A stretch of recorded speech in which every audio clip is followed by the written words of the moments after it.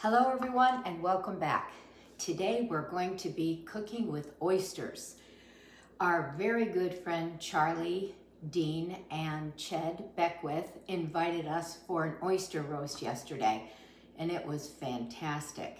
Charlie actually drove up to North Carolina yesterday morning to pick up these beautiful Morehead oysters. And at the end of the oyster roast, Charlie always is generous in giving us all some oysters to take home. So I have about 30 oysters here and we're going to make a nice baked oyster. And I have all of my ingredients in front of me. Actually, there's a restaurant down in Charleston called Leon's Oyster and Fried Chicken Shop. And it's just fantastic. And this is the first time that I had a baked oyster very similar to what we're going to prepare here. We also had them in New Orleans, which were absolutely delicious. So let's talk about our ingredients. We're actually going to start with 4 ounces of butter. And you need your butter to be nice and soft. 4 ounces, 1 stick of unsalted butter.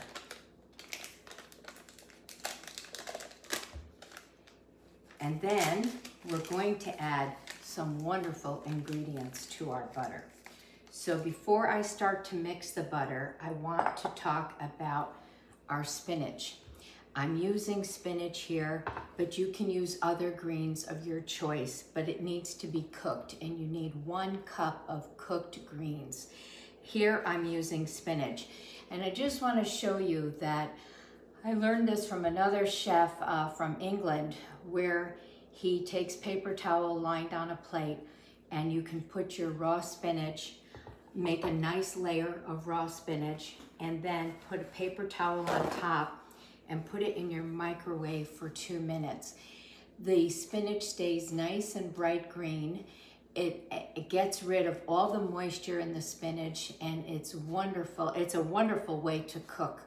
If you need some cooked spinach, this is such a good method. So I'm just going to take this plate of spinach and put it in my microwave. In order to get 1 cup of cooked greens and spinach in this case, you need about 8 ounces. It takes quite a bit. So this is actually my 3rd plate of spinach in order to be able to get 1 cup of cooked. Now, could you use frozen spinach already cooked and drained and dried well? Of course you can. So if you don't want to use the fresh, I'm sure that it would be just as wonderful with the frozen. Let me get this in the microwave, 2 minutes. Our second ingredient is bacon. This is such good bacon. Try to get the best quality bacon that you can get. This is from No Dines, which is up in Connecticut, and it's a really nice meaty bacon. You do want it nice and meaty. So what I did here is I just used a non-stick pan, cold pan. I diced my bacon and I put it in the cold pan and then I set it on low. That helps to render all the fat. So now we just have some nice meat here without a lot of fat. All the fat is here in the frying pan. And then I like to drain it on a paper towel. So what you're going to need is about a 1/2 cup of cooked bacon, which depending on how meaty your bacon is will determine how many slices you need. It can be anywhere from 4 to 8 slices of bacon. And I would recommend the thick sliced bacon, not the thin sliced bacon. So here is our cooked bacon. I have a 1/2 cup here ready to go. We also need lemon juice, 3 lemons juiced. Small, not the big, large lemons. This is a fairly small to medium lemon. I've cut it in half. I have 2 in here already, and I'm just gonna use my juicer here and finish getting the rest of the lemon juice. So this is 3 lemons. And there's quite a bit of juice coming out of these lemons. Okay. Once you get your butter mixture already made, this is very, very easy to assemble. So here's our 3 lemons, and I'm just going to go get our spinach. Okay. I'm just taking the paper towel off so that you can see how nice and dry looking it already looks. And what I normally do is I will take and just roll it all up and make sure, squeeze it a little bit just to make sure we're going to get all of the water out of the spinach. Let's just remove this plate and we'll talk about our other ingredients. Garlic, 3 cloves of garlic. So this is the size lemons that I use, just so that you can see that. And 3 nice large cloves of garlic. Another idea, I'm not going to use it here today, but if you wanted to saute some shallots, very finely diced, sauteed with a little bit of maybe the bacon fat or olive oil, I am sure this would be a wonderful addition to this butter, this compound butter. So I just thought I would suggest that for you. So I don't often use a garlic press, but this is a perfect time to use it. You want it very finely minced, and it's a good time to use it here because it's exactly what will happen here. So I'm just going to pass it through the garlic press. I have 3 cloves here. And you want them to be a good size. There we go. I'm just going to cut this one in half. It's a little bit larger.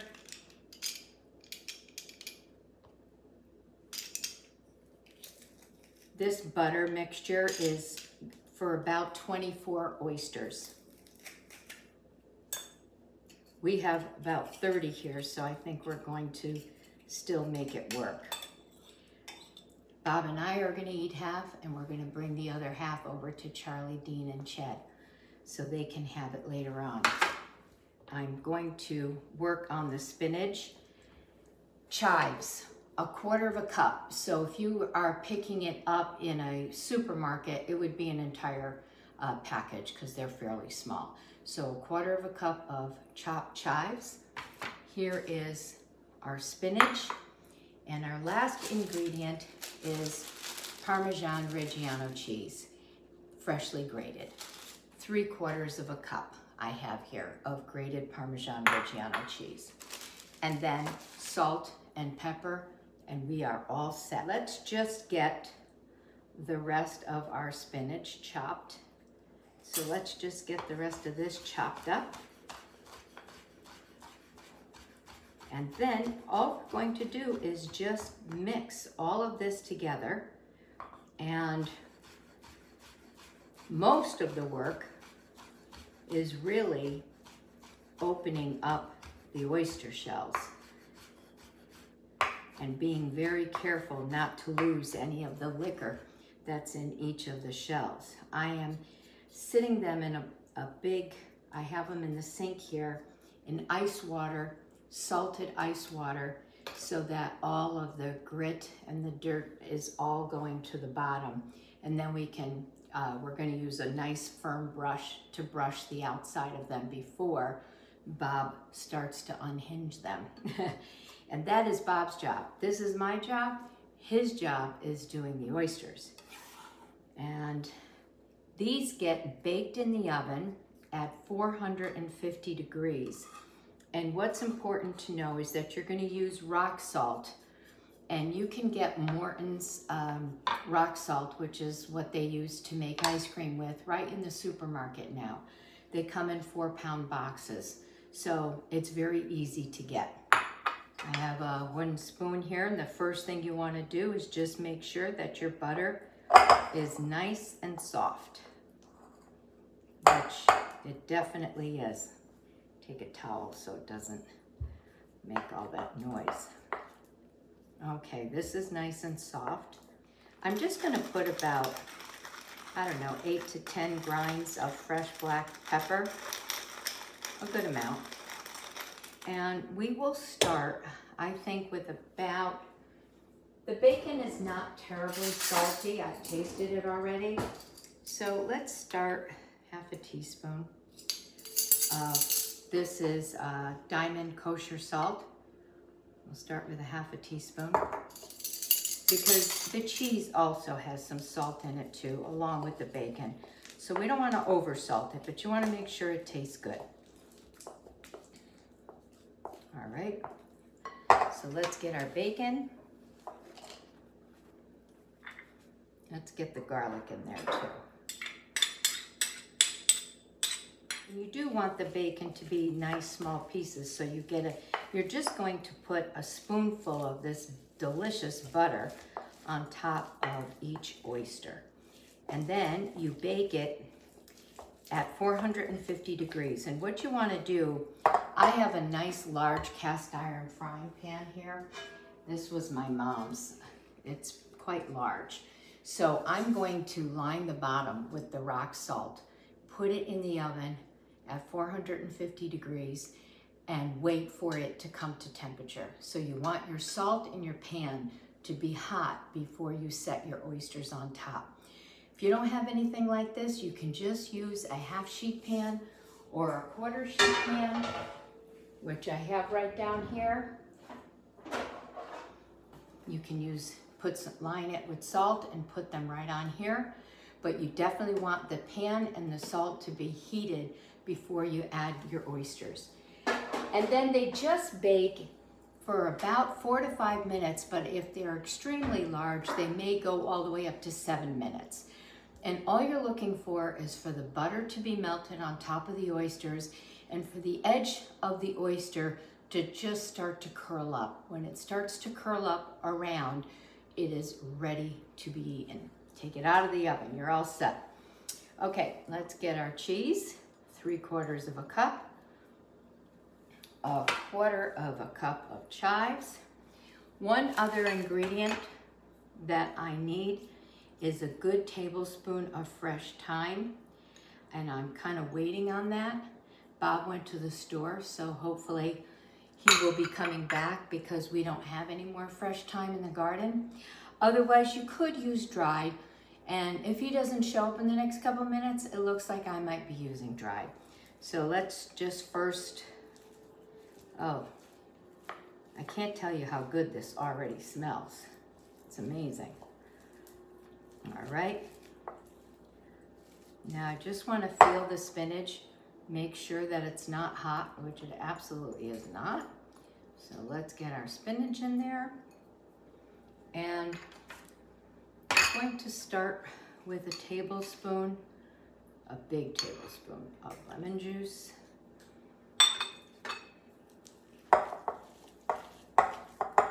The lemon juice just tastes delicious with all of these rich ingredients, the butter, the bacon, the cheese. It's fantastic. Okay, now we want to add more lemon juice, and that is all of our ingredients. The only thing I will do is taste it for seasoning, is see if we need any extra salt or if we have enough in here.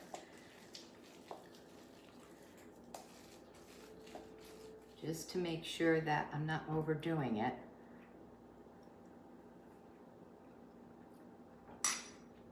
No, we can add it all. So there was my 3 lemons. So the only other thing I need to add here is either fresh or dried thyme. Let me just show you these oysters, these Morehead oysters. These are absolutely huge, and Bob definitely has his work cut out for him. And they're really known for their very buttery and meaty flavor, high salinity, and very hard shells. So I think it's going to be a little bit for him to get those opened up, but I know he will do the job. So Mr. Bob has returned with our rock salt. So this is the Morton's. It's ice cream salt, or also known as rock salt. So what you want to do is fill your tray or your cast iron pan with a very good amount of the rock salt. And this is going to go into the oven at the same time. I'm going to throw this in the oven at 450 degrees so this can get really, really hot. And we have our fresh thyme, which is the only other ingredient we needed for our butter. So with the fresh thyme, you just want to pull the leaves off the stem, and we need about a tablespoon. And in the meantime, Bob is taking the oyster, opening up each oyster. By the way, these are wild. These are wild Morehead oysters, and they are absolutely beautiful. I just want to show you how, well, they're all gorgeous. It's full of liquor, which is really, really nice. And hopefully you can see how beautiful they are. And they are a lot of work, aren't they, Bob? Some are tougher than others. It has a very hard shell, these oysters. Okay, so it's a good thing that we're not doing this for the restaurant, huh? Actually, we did do oysters as part of our Titanic dinner, which was lovely, and each guest only got one, so it wasn't too bad, but it was still 85 people, if I remember correctly. And I think Tyler Bowers was the one solely responsible for opening up all 85 oysters. But I have to give credit at Leon's in Charleston. There's two gentlemen behind the bar, and that's all they do all day is open oysters. I think we have about a tablespoon here. So I'm just going to go in and chop it. Let's get this mixed. So at this point, all you need to do is just top. Envision that you need 24 portions, which you could actually portion it out, but I would say you want to have a good teaspoon, and you're just going to slide it right on top of the oyster like so. And then these will be ready to go right into the oven.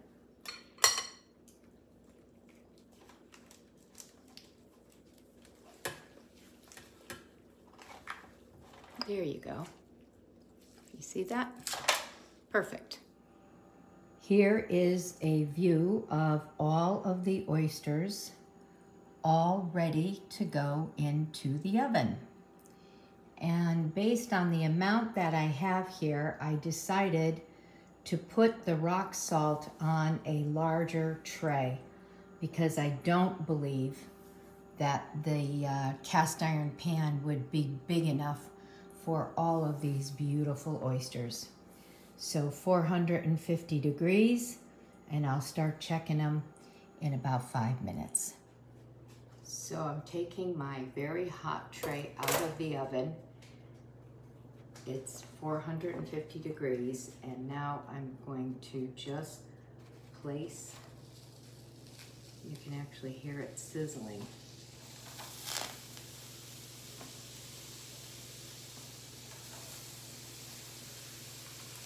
Oysters right on the hot tray. I want to get them all on. Since I only heated one tray, I want to try to get them all on one tray. Now there's quite a bit of liquor that has spilled, so I have a very fine strainer here, and I'm just going to pass it through this strainer and then pour it right over each oyster. You don't want to waste it or lose it. I think we're good. Okay, let's get these back in the oven.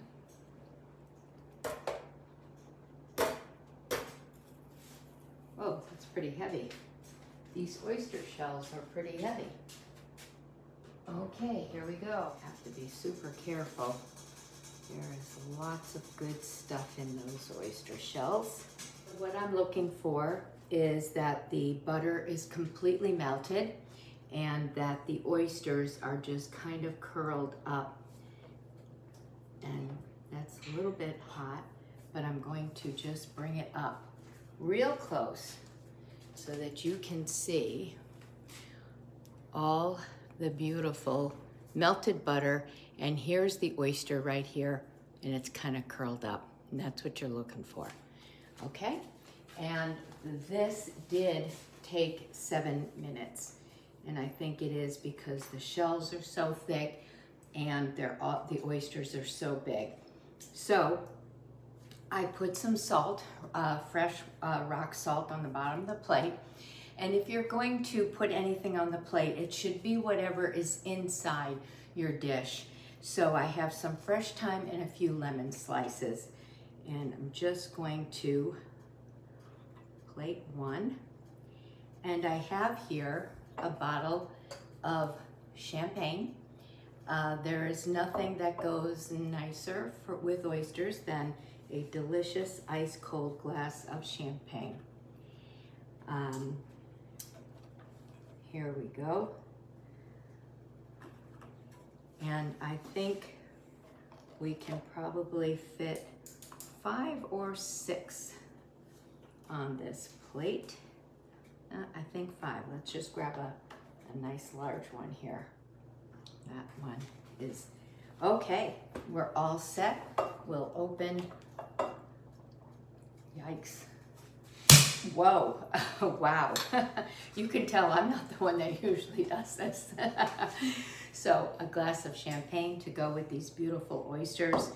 I am very excited.